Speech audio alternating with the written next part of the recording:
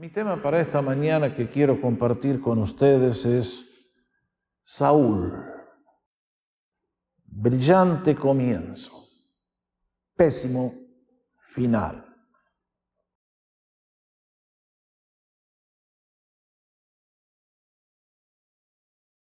Mis amados, ustedes ven que la Escritura es algo tan dinámico, tan atractivo, tan lindo. Dios nos podría haber dejado un libro frío de mandamientos y de fórmulas, pero el Señor prefirió envolver en historias como las que acabamos de leer para que ustedes y yo podamos leerlas con facilidad y entender la grandeza de su ser y sus propósitos. La Biblia contiene muchas biografías que son ciertamente inspiradoras. El domingo pasado vimos una hermosa, la vida de Samuel. Pero también contiene vidas que el Señor las dejó allí con un propósito didáctico, para enseñarles a ustedes y a mí, como leímos en el párrafo de 1 Corintios capítulo 10, para enseñarnos lecciones vitales a fin de que no cometamos los mismos errores que esa gente cometió y evitarnos pagar las consecuencias que tuvieron que recibir. Por lo tanto, si tuviera que hacer 2 series de estudios, diría vidas inspiradoras, biografías que nos advierten. Años atrás compartí una serie, Héroes Inspiradores de la Biblia.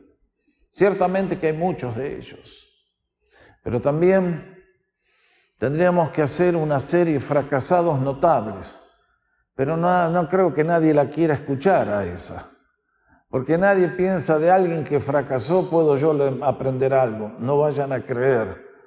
Hoy aquí tenemos a alguien en la vida que... y sin embargo tiene lecciones tremendas para enseñarnos.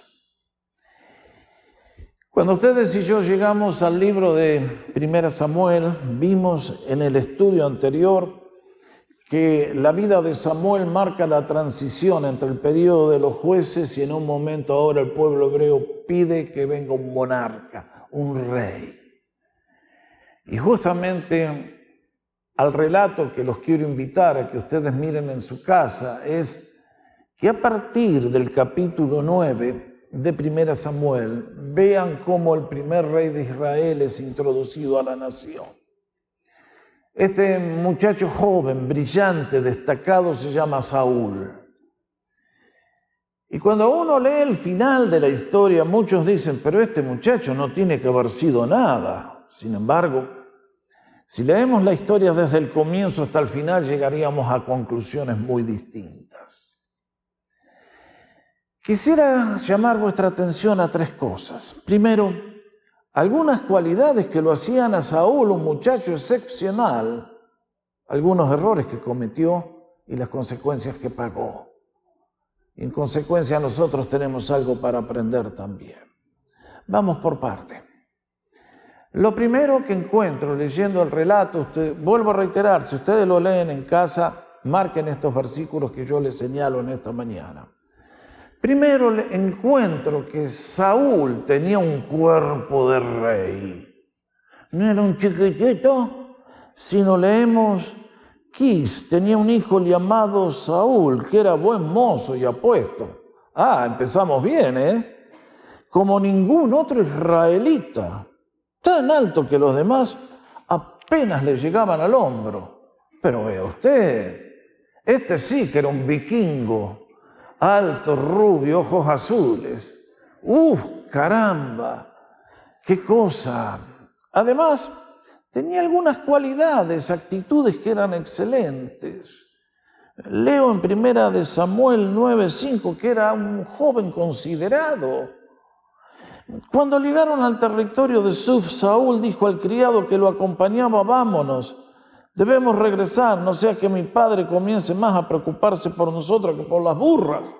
¿Qué había pasado? Que el origen de la historia con la cual va a comenzar el reinado es que él es un chico de una granja, un rebaño de burritos se les ha escapado, no saben dónde está, y él con unos amigos sale a buscarlo. Y en el proceso es que conoce a Samuel y ahí comienza toda la trama. Pero han pasado 2 o 3 días y miren, qué lindo encontrar un joven que se preocupa cómo sienten los padres.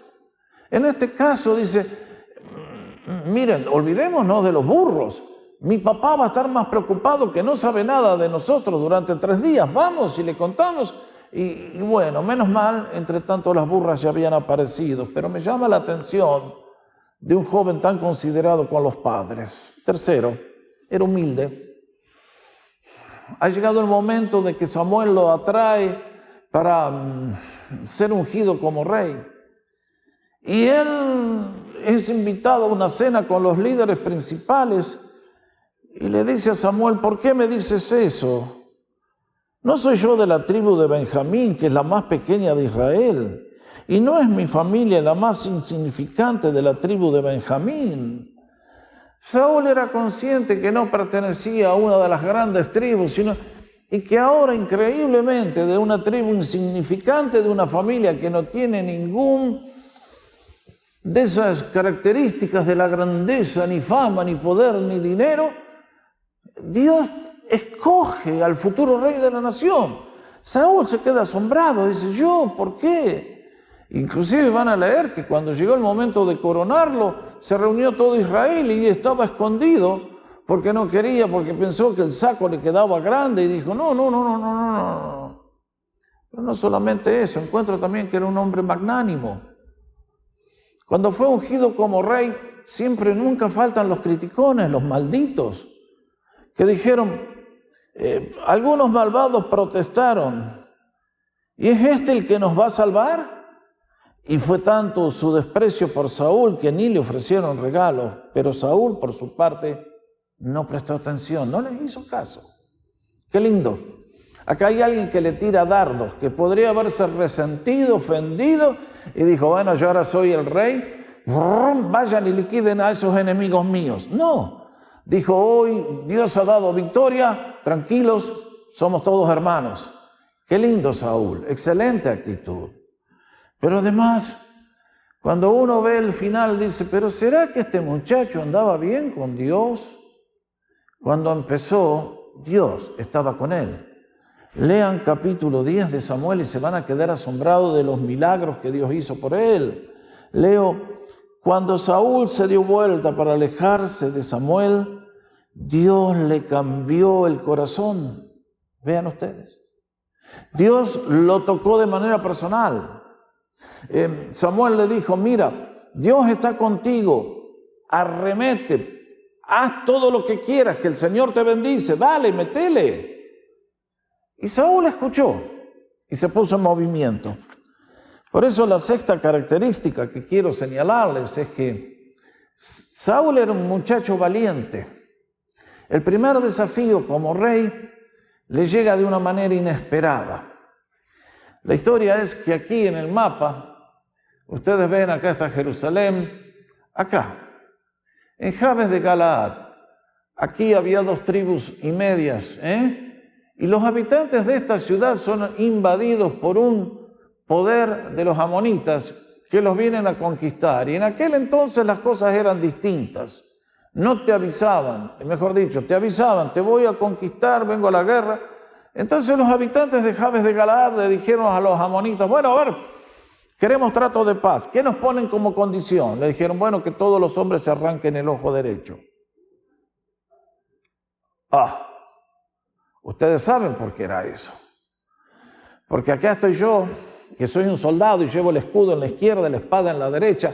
Si a mí me arrancan el ojo derecho, me dejan inútil para la guerra. Cuando los de Jabes de Galaad escucharon semejante condición, dijeron, denos 7 días. Y entonces avisaron a Saúl. Y leemos, cuando Saúl escuchó la noticia, el Espíritu de Dios vino sobre él con poder. Y enfurecido tomó 2 bueyes y los descuartizó y con los mensajeros envió los pedazos por todo el territorio de Israel con esta advertencia.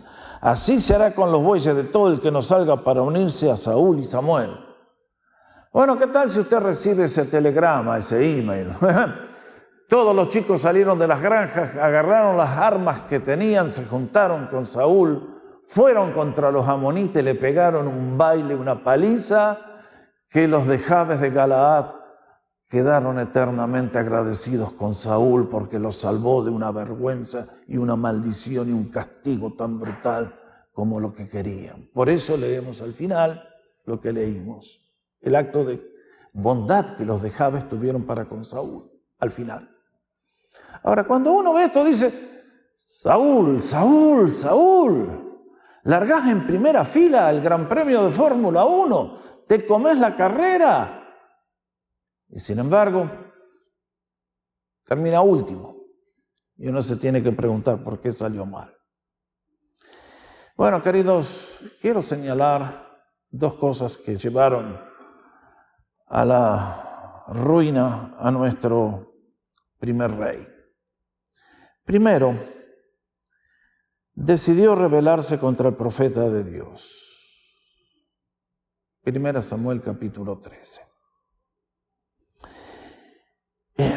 Acá hay una historia un tanto muy difícil de comprender para nuestra mente del siglo XXI.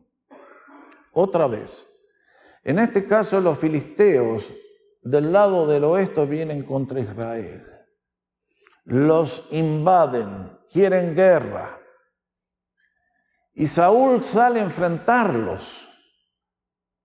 Arma el ejército, pero se da cuenta que la batalla está perdida si se trata de números. Los filisteos tenían más soldados, mejores armamentos, y Saúl tenía un grupo de chicos campesinos que no tenían training militar posiblemente. Y acá hay algo extraño que hace Samuel. Lo hizo cuando iba a ser coronado rey. Saúl lo vuelve a hacer ahora. Le dice, no te muevas. Esperá 7 días que yo voy a venir, voy a ofrecer el sacrificio y Dios se encarga de tus enemigos. Miren, si en el día de hoy peleáramos las guerras así, A ver, espérame 7 días que... Bueno, lo cierto es que la situación se empezó a empeorar. Con cada día que pasaba, parecía que los filisteos crecían más y los chicos de Israel comenzaron a esconderse y a decir, mejor granjero vivo que soldado muerto. Dejé la leche en el fuego, me voy a ver qué pasa en casa. Y Saúl se encontró con la desesperación de que pasan los días, los soldados se me desertan, y Samuel que no llega, y Samuel que no llega. Y llega el 7º día, y Saúl ya está que no da más de ansiedad. Y entonces dice, traigan las piedras, armemos el sacrificio, ofrezcámoslo.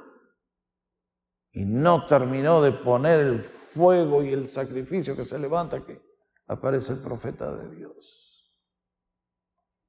Ahora, mis hermanos, ustedes y yo tenemos que comprender algo. Ustedes saben que para adelantar el reino de Dios había 3 personajes. El sacerdote que declaraba la gloria de Dios, oraba por el pueblo. El rey que implementaba las pólizas que Dios decía, tenés que hacer esto, anda para allá, anda a pelear al otro, trata con este enemigo. Y luego el profeta. El profeta era el que tenía el celular de Dios. Dios nunca le comunicó directamente a Saúl nada ni a los sacerdotes. Él comunicaba su verdad a través del profeta. Por lo tanto, ¿quién estaba arriba? ¿El rey que tenía la espada o el profeta que tenía la autoridad de Dios? El profeta. Y todo hasta aquí, mientras Saúl estuvo siguiendo todo lo que el profeta Samuel le dijo, fue prosperando en todo. Todo iba fantástico. Pero ahora decide desobedecer al profeta, toma algo que él tenía que hacer en sus manos, lo cual es un sacrilegio. Y entonces, cuando Samuel llega y ve lo que ha pasado, le pasa esta sentencia. Te has portado como un necio. ¡Wow! No, momentito. Se ha ofrecido el sacrificio. ¿Cómo le vas a decir eso? ¿No ves las intenciones de su corazón? No has cumplido el mandamiento que te dio el Señor tu Dios. El Señor habría establecido tu reino sobre Israel para siempre, pero ahora te digo que tu reino no permanecerá.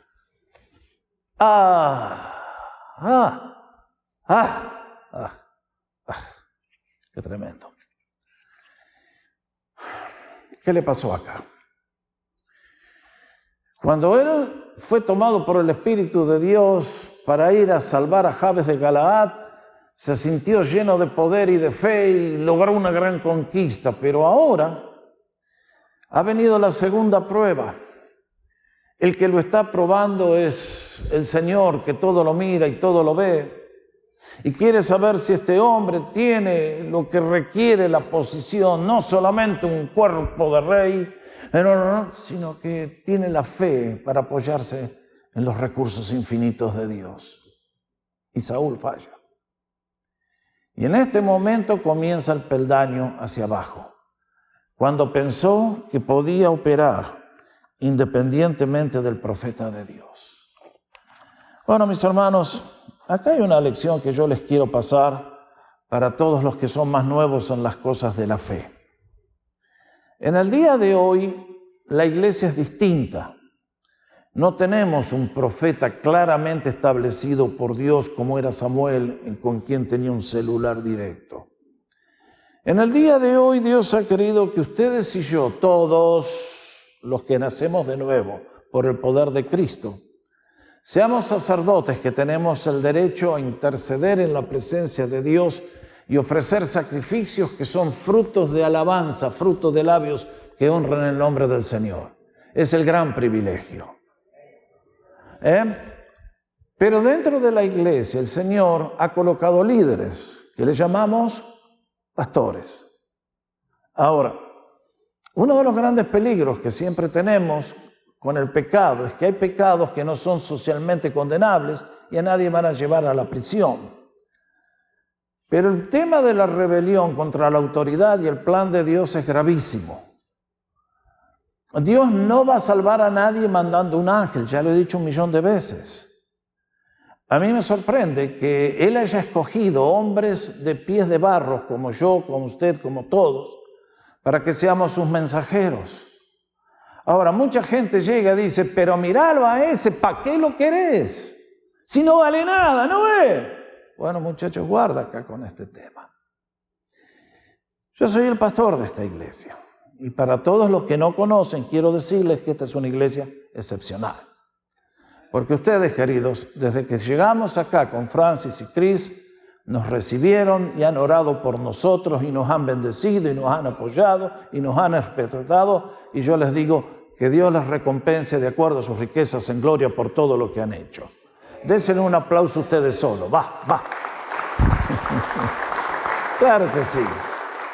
Pero el desafío siempre está, ¿no? Por eso, esto que voy a leer, Hebreos 13:17, el escritor nos dice, obedezcan a sus pastores y sométanse a ellos, pues ellos cuidan de ustedes como quienes tienen que rendir cuentas. Obedézcanlos, a fin de que ellos cumplan su tarea con alegría y sin quejarse, pues el quejarse no les trae ningún provecho. Queridos, un día yo no voy a estar más acá, y cuando venga el próximo pastor, hagan esto que la Biblia nos dice. Es para nuestro bien. Yo doy gracias por todos mis pastores, porque todos me trajeron bendiciones incalculablemente ricas con las cuales bendijeron mi vida. Doy gracias por los pastores que tuve en Argentina, doy gracias por los pastores que tuve en Canadá, hombres de Dios que me inspiraron, que me bendijeron. Y muchachos, chicas, demos gracias por nuestros pastores y oremos por ellos. Porque miren, ustedes piensan, ay, míralo a Jorge, qué tranquilo que viene. Si ustedes supieran la procesión que uno lleva acá adentro, esta es una responsabilidad inmensa. El apóstol Pablo decía, fui a Corinto con temor y temblor, correctamente. La responsabilidad es enorme, por eso, en este caso Saúl se llevaba bien con Samuel, pero aquí empezó a separarse y a comenzar el divorcio espiritual. Próximo peldaño hacia el suicidio. Obediencia parcial es desobediencia total. Próxima orden de Dios para Samuel, que se la tiene que pasar a Saúl. Recuerden que el que lleva adelante el reino es Dios. Él da las órdenes, Saúl recibe el mensaje, Saúl lo tiene que implementar. Y en este caso Dios dice, mirá, ¿se acuerdan? Cuando venían saliendo de Egipto, estaban allá en la península de Sinaí, Amalek vino por la retaguardia, los atacó, hizo una masacre, mató un montón de gente. Entonces ahora Saúl, agarrá el ejército, andá contra Amalek y te digo, arrasalos, que no quede nadie vivo, porque es un castigo por lo que me hicieron a mí. Dios va a estar eternamente en contra de Amalek. Bravo. Entonces Samuel le dice, no perdones, que no quede nada vivo. Seres humanos, animales, nada. ¿No? Sale Saúl a completar la tarea y como Dios todo lo ve y todo lo sabe, al ratito lo llama a Samuel y le dice, anda a ver lo que hizo tu ahijado ahí. ¿Cómo es que se dice? El padrino y el otro, ¿cómo es? El ahijado, gracias, se me hacen algunas lagunitas ahora. Anda a ver lo que anda haciendo tu ahijado. Y ahí sale Samuel preocupado. ¿Qué habrá hecho este ahora? Y llega. Y Samuel que lo recibe. El Señor te bendiga, hermano. Así dice literalmente, después lo leen, no estoy exagerando. Yo hice toda la voluntad de Dios, hice todo lo que me pidió y en ese momento. ¿Por qué no le pusieron un bozal? Las vacas comienzan a mugir, las ovejas con su balido y Samuel dice, ¿qué es este sonido que escucho? Vos no sabías, Samuel, lo que pasa es que el pueblo, ellos me dijeron, miren, estas vaquitas, estas ovejitas tan lindas para el sacrificio, en lugar de matarlas, llevémosla. ¿Qué para el sacrificio? Querían hacerse un asado que ni te cuento. Y además el rey que tenía que ser muerto, está vivito y coleando. Y entonces es cuando Samuel le dice a este hombre, ¿qué agrada más al Señor? ¿Que se le ofrezcan holocaustos y sacrificios o que se obedezca a lo que Él dice? El obedecer vale más que el sacrificio. Y prestar atención más que la grasa de los carneros. ¿Cuánta gente conocen ustedes que piensan que con un acto religioso van a tapar lo que está mal delante de Dios? Guarda. ¿Cuánta gente practica una religión que el Dios es el que ellos fabricaron? Ahora ese Dios no va a ayudar a nadie a la hora de la verdad. Y en este caso Samuel continúa diciéndole, la rebeldía es tan grave como la adivinación y la arrogancia como el pecado de la idolatría. Y como tú has rechazado la palabra del Señor, Él te ha rechazado como rey, te trazó la línea, se acabó. Ahora, mis hermanos, vean ustedes, les dije hace un rato, cuando se trata de las autoridades espirituales hay gente que está en rebeldía permanente, haciendo líos, levantando carroña, levantando acusaciones falsas, creando problemas. Guarda. La estrategia del diablo es muy simple. Heriré al pastor y serán dispersadas las ovejas. Cuidado. La rebelión, dice aquí, es tanto como ir a consultar a la divina que te lee las manos. Y la arrogancia espiritual, que es lo que es la raíz de todo este espíritu de rebelión, como inclinarte de un ídolo muerto fabricado por tus manos. Ahora yo me pregunto acá, ¿qué pasó con Saúl? ¿Por qué fue que se aflojó este hombre? No encuentro nada en el texto, pero es evidente que hay un deterioro. Porque me imagino que cuando comenzó como rey no tenía palacio, Era un chico de la granja, lo llamaron a pelear, allá fue. Pero ahora, bueno, un momento, acá hay un rey. Esto se los advirtió Samuel, cuando les dijo, sí que ustedes quieren un rey, esto es lo que les va a cobrar el rey. Y me imagino que le deben haber hecho un palacio y dijeron, bueno, como el rey tiene que recibir a los otros monarcas, tiene que ser algo de lujo, y traigámosle un cocinero de París para que coma bien, y traigan una modista de París también para la reina. Y me imagino lo que le pasa a muchos, que cuando estás con el viento de la adversidad, prosperás, creces, te tirás. Pero cuando viene el brisa del viento favorable, y los manjares de la mesa, y esto y lo otro, ¿qué va a salir a la guerra? Mejor me quedo en casa. Y de a poquito se empezó a poner, como decían aquellos, los urdielis, se aburguesó Saúl. Y ahora le toca salir y el hombre ha perdido el rumbo totalmente. Ahora, muchachos, chicas, el pecado es cosa grave. Dios lo sabe. Pero Dios nunca va a rechazar a una persona que con el espíritu correcto viene a pedir perdón. Ustedes saben que el segundo rey, David, un día cometió un pecado horrendo. Pero cuando se echó sin reservas en las manos de Dios, fue perdonado y fue restaurado.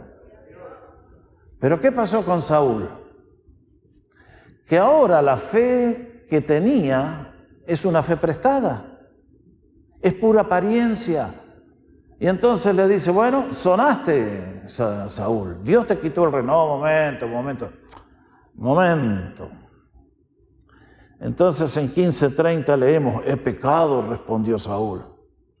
Pero te pido que por ahora me sigas y reconociendo ante los jefes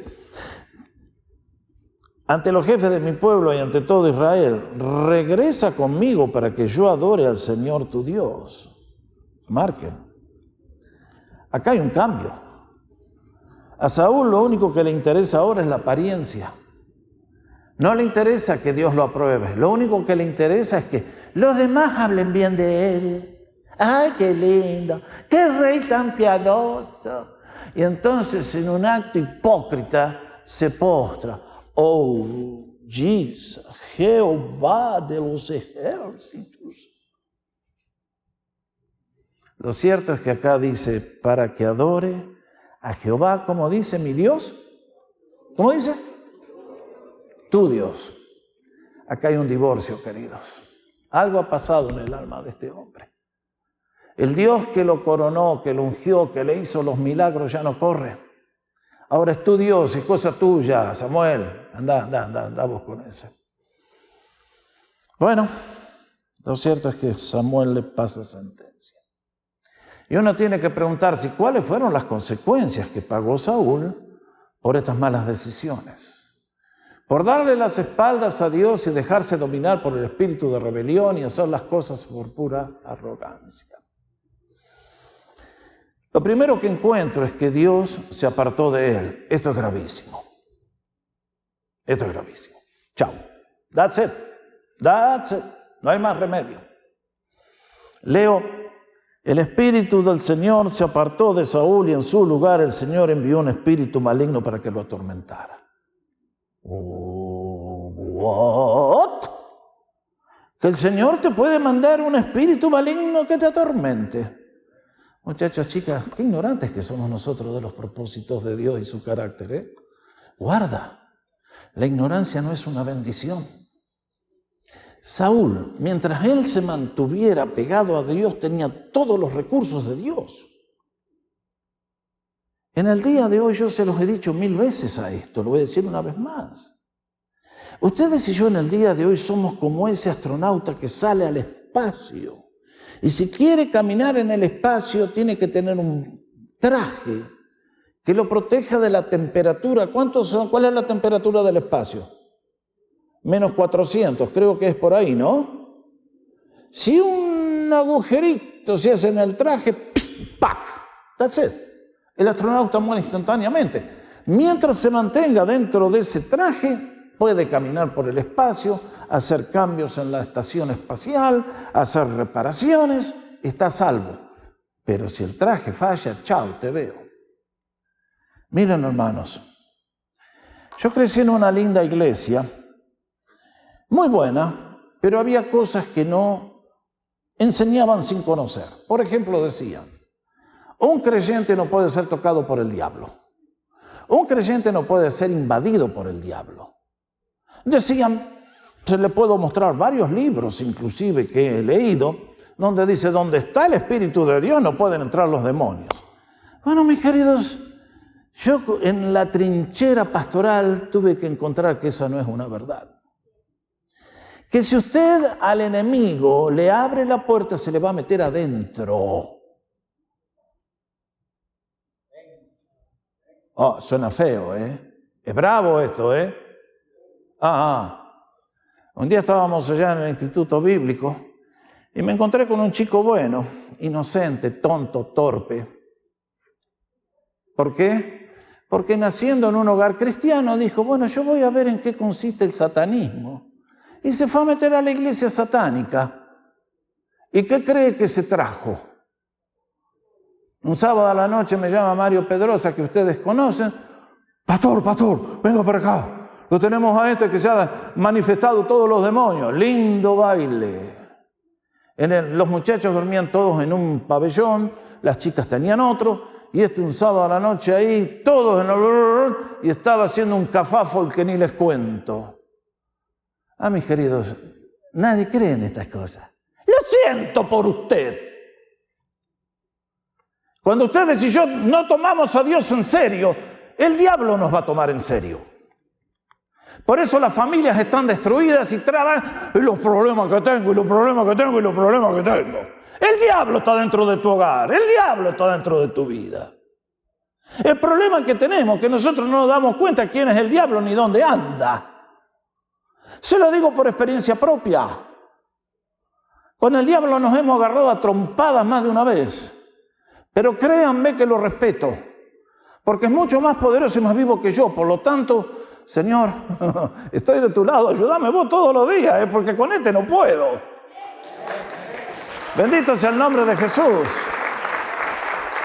Pero en este caso, Dios aparta.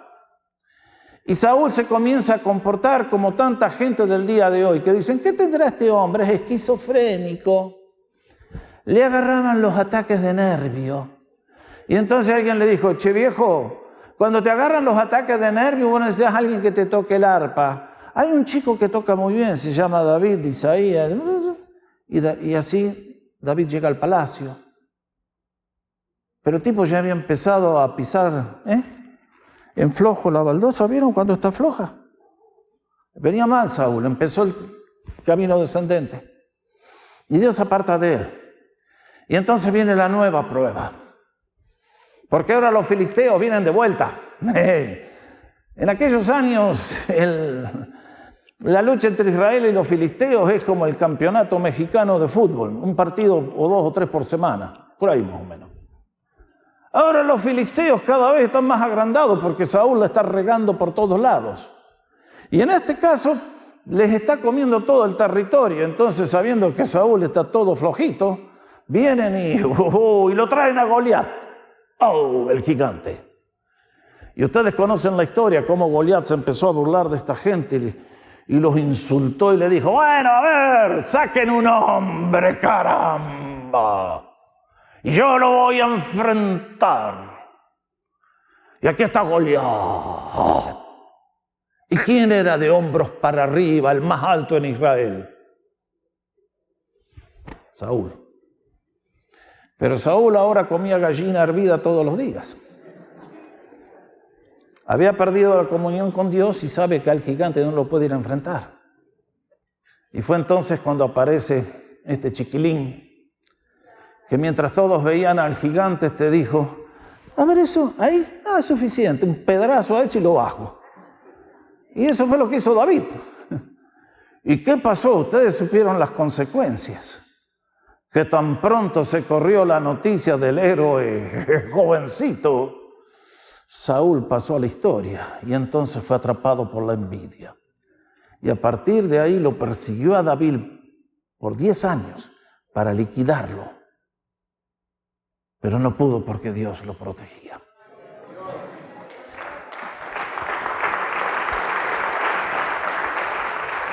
Pero Saúl comienza a irse cada vez más a fondo, más a pique. Próximo. Llegó a ser lo impensable. Cuando una persona se ríe de Dios, va a comenzar a deteriorarse mentalmente, físicamente, espiritualmente, todo. Todos los que se ríen de Dios terminan mal en la vida, muy mal. Dicen, ay, tuvo una sobredosis. Ay, pobrecito Robin Williams se suicidó porque estaba depre. Y pobrecito el otro, y pobrecito. Querido, cuando vivimos fuera de la voluntad de Dios, vamos a terminar muy mal, no mal. Dios es un Dios celoso. Dios te ama, se preocupa por ti, pero cuando tú le dices, ¡ah, fuera de mi vida! Entonces, ¿querés hacer una pulseada con Dios? No te lo recomiendo. En este caso, Saúl comienza a perder y cada vez las cosas le salen más mal, peor. Y otra vez, adivinen quién vino de vuelta. Los filisteos, otra vez. Y lo vuelven a invadir. Entonces, ahora Samuel ya no está. Samuel ya está con el Señor. Y entonces, ahí les puse el mapa. Porque, recuerden, acá está Jabes de Galaad, donde fue la primer gran victoria. Acá está el monte Gilboa. Miren hasta dónde han llegado los filisteos. Los filisteos siempre estaban acá. Ahora están acá. Se han tragado el país entero gracias a la pésima vida de Saúl. Y recuerden ese nombre. Lo cierto es que es feo vivir fuera de la voluntad de Dios, porque entonces el miedo te come. Y Saúl dice, a ver, no tengo profeta, no tengo sacerdote, nadie me ayuda. Mañana tengo que ir a la batalla, ¿y qué me va a pasar? Y entonces hizo lo que jamás, fue a consultar a una bruja.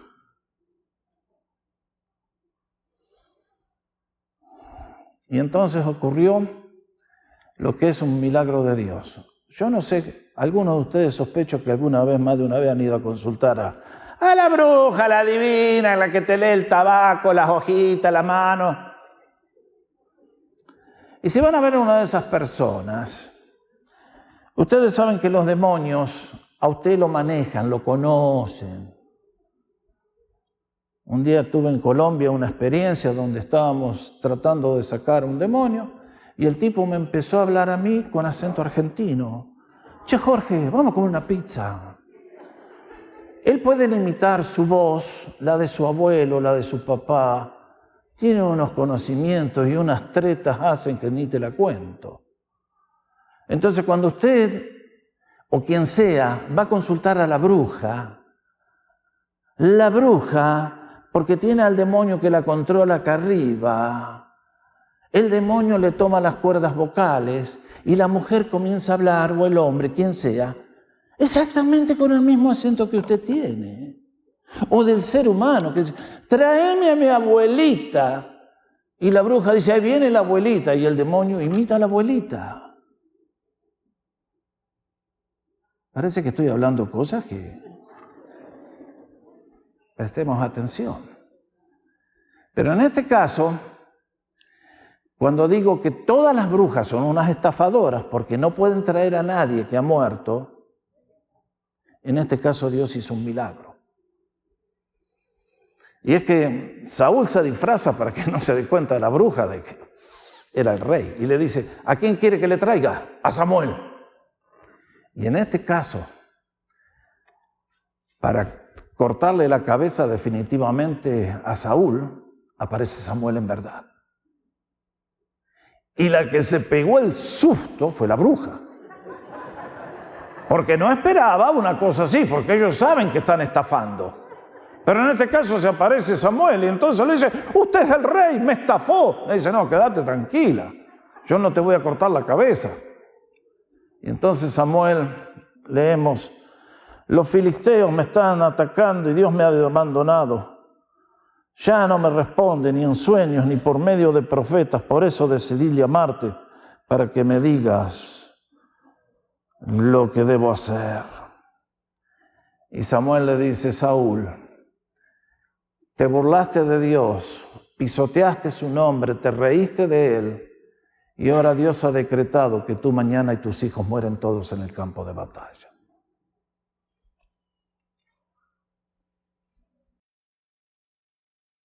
A usted que le gusta predicar el evangelio de la prosperidad, le ruego. Dios es un Dios santo. Qué poco entendemos de la santidad de Dios. Y llegó el día siguiente. Vamos a la próxima transparencia.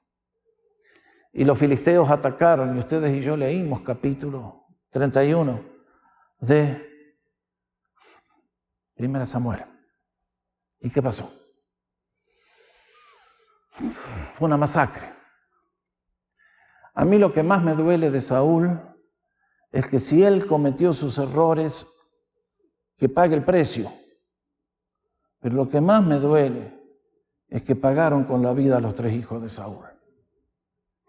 Acá tienen un lindo mensaje para los papitos y mamitas contemporáneas. Dios te considera responsable por la vida de tus hijos que te ha dado. Y un día te va a pedir cuentas. Vos podrás ser de las que saltan de cama en cama y todas esas cositas. Y estás llenas de hijos, uno con un padre, el otro con el otro. Chicos, chicas, Dios no ha cambiado. Lo siento por Hollywood, lo siento por los que hicieron las opening ceremonies en París.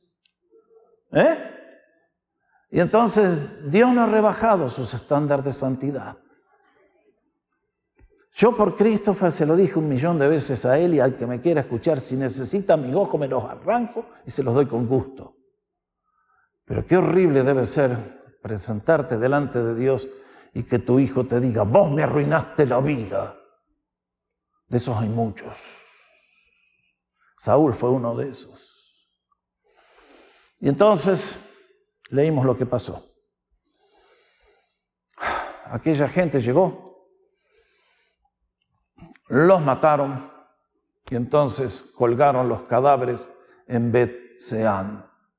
Y les pongo esta foto ahí, porque esta aldea de Bet-Seán estuvo sepultada por siglos, hasta que hace unos pocos años atrás alguien iba caminando y se tropezó con una piedra y empezaron a escarbar y resulta que iban para ver, era una columna. Y entonces empezaron a excavar y se encontraron con una ciudad entera que estaba sepultada por la tierra, y en los muros de esta ciudad es donde los filisteos clavaron en los cuerpos. Y en un gesto de gratitud por lo que había hecho por ellos años atrás, los habitantes de Jabes de Galaad vinieron a sacar los cuerpos y a tratarlos con respeto, y ayunaron por ellos 7 días. La gloria de Israel había perecido. Y uno llega a esta historia y dice: y pastor, ¿qué nos quiere enseñar? Bueno, querido, volvamos con 2 desafíos contemporáneos. Vuelvo a lo que leímos en el comienzo, cuando leímos 1 Corintios 10. ¿Qué dijo el apóstol? Todo eso le sucedió para servir de ejemplo, y quedó escrito para advertencia nuestra. Mis hermanos, ¿es difícil tratar con el pecado? Sí. ¿Es difícil tratar con él? Más. ¿Es difícil tratar con el mal? Es horrendo. Yo noto que es como una fog, una niebla que nos envuelve, y nos inutiliza, nos esteriliza, nos paraliza, nos neutraliza, no nos deja hacer nada. Es por eso que cuando la Biblia nos dice: si oyen hoy su voz, no endurezcan el corazón. Mientras se dice hoy. Ay, mis hermanos, yo doy gracias a Dios que a mí siempre me dio un espíritu sensible a su palabra. Que cuando era niño, mis maestros de escuela dominical me hablaban de la cruz de Cristo y yo temblaba, y creo que de niño acepté a Jesús. Y cuando los pastores predicaban y hablaban, y uno decía, bueno, en el día de hoy mi invitación para todos es, no sean oidores únicamente, sino que sean hacedores. Cuando la Biblia nos presenta un espejo con una necesidad, como una biografía como la de Saúl, digamos, ¿qué errores cometió? Yo no quiero cometer los mismos, Señor, ayúdame. Y qué bueno que es nuestro Dios, cuán misericordioso y fiel. Ustedes a Él le damos un pasito, Él nos toma 1 kilómetro. Así es nuestro Dios. David, que va a venir después, ¿es mejor que Saúl? No. Pero aferrado de la mano de Dios pasó a ser el héroe más grande en la historia de la nación hebrea. Y así es con nosotros. Por lo tanto, si alguien piensa que está firme, tenga cuidado de no pegarse el porrazo, ¡Qué tremendo! Mis hermanos, el libro de los Proverbios dice, causa de caída es la soberbia y precede a la destrucción la altivez de espíritu. Andemos en humildad delante de la presencia de Dios. Obedezcamos sus mandamientos, creamos sus promesas. Dios es un Dios maravilloso. Pero, queridos, día tras día lo tenemos que sentar en el trono de nuestro corazón. Una de las grandes preguntas que hizo el Señor fue, ¿por qué me llaman Señor, Señor, y no hacen lo que yo les digo? La vida de Saúl es el ejemplo perfecto de lo que es la desobediencia y las consecuencias calamitosas que trae. Yo les recomiendo en el día de hoy que si ustedes y yo hemos tenido un encuentro personal con Cristo, digamos, Señor, tú eres mi papá, tú eres mi guía, tú eres mi pastor, enséñame tú, Señor. Guíame porque el mal está en mí y me puedo equivocar y puedo hacer una calamidad como Saúl. Señor, ayúdame. Por tu gracia te lo pido. Y nuestro Dios, que es fiel, misericordioso, lento para la ira, grande en misericordia, que hace alejar nuestras rebeliones como el este está del oeste, nuestro Dios, oh caramba, Él está dispuesto a escuchar a toda alma sincera que suplica su ayuda y su bendición, y a levantarnos y renovarnos y darnos una nueva página para escribir y una nueva vida para comenzar, porque Él se deleita en misericordia. Por eso, hay vidas que inspiran como la de Samuel, hay vidas que nos advierten como la de Saúl. De los dos lados, si tenemos la actitud correcta, salimos ganando. Por eso en el día de hoy les digo, busquemos a Jesús de corazón sincero. Él está con nosotros, nos quiere llevar de más en más y más y más, hasta que entremos en su gloriosa presencia. Hoy es el día de honrar al Señor, deleitarnos en Él y decirle, Señor, ayúdame a vivir una vida como la de Samuel, que te agradó, y líbrame de vivir una vida como la de Saúl, que terminó tan mal. Nos ponemos de pie para dar gracias. El Señor bendiga a cada uno de nosotros en esta mañana al considerar estas verdades que vienen de la palabra eterna del Señor.